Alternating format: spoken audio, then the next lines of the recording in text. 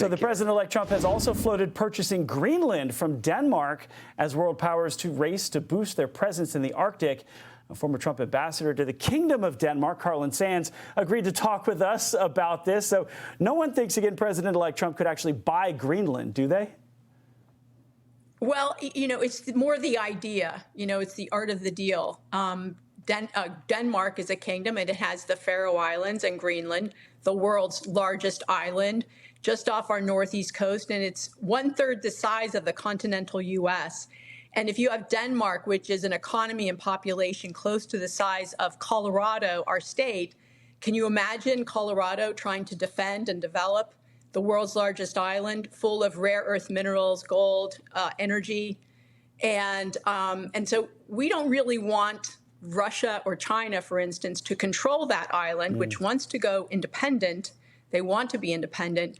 And so we need to make sure to secure it on behalf of the American people, understanding that Greenlanders want opportunity and want to prosper as well. So we're already seeing Denmark say it will increase security money for Greenland. The president-elect is getting part of what he wants by just bringing this up in this debate, right? Well, you could say that. I mean, Denmark's it's a great country. They're good friends of ours for a long time. They've gone into tough places with us. Their military is capable, but they're not even able to defend Denmark, the small country of 5.5 million people. They just don't have the capacity. And $1.5 billion, I will just say, it's a drop in a bucket of what's needed, because I'm sure it's over multiple years. And then we have really, even the U.S. and certainly Denmark has a lack of awareness of what's in the North Seas, in that giant GIUK gap. And GIUK stands for Greenland, Iceland, and the UK, which is just below where the Faroe Islands are. So that whole North Atlantic into the North Sea, we need to know what's above, on, and below the water. We need to make sure those sea lines of communication stay open for our own security. So, Carla, then what does engagement look like? What should President-elect Trump do in his first term? Well, he has the best advisor, so I'm not going to tell him what to do. But I know what we were working on and toward in the first Trump administration, and that was securing the region, making sure we have awareness. So, for instance, Russia's militarized their Arctic coast. They have renovated old Cold War bases. They have new bases. They're very, very prepared. Meanwhile, the U.S., we have 2 icebreakers. Russia has 50. They have missiles on their icebreakers. So we have to be able to have strength, project strength, but actually be strong everywhere in the world. If we neglect an area, which we have neglected the High North for decades, then bad actors can come in.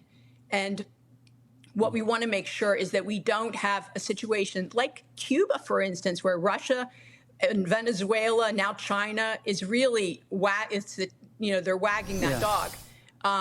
And we want we want to control this. The people of Greenland are a lot like our Alaskan natives. Well, I want to ask you about this. The second part of what the president-elect wants, you talk about the natural resources in Greenland.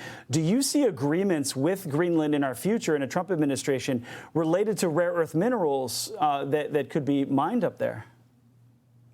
Well, it's a great idea. So a majority of the mines in Greenland actually have the Chinese Communist Party or a related company has a minority interest in a majority of the mines. U.S., when I left in 2021, didn't have any investment in private companies in Greenland. But what we were able to do is put a consulate in Greenland, working with the Trump White House and the State Department and Congress.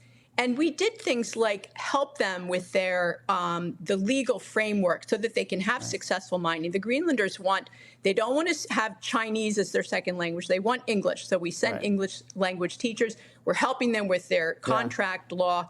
But we also did analysis of some of the rare earths up there. I visited those fields of rare earths. Carla, I visited the mines. Yeah, unfortunately, we're running out of time here, so I appreciate it. So, Carla, thank you for this. It's something, obviously, we're going to watch and hope to have you back.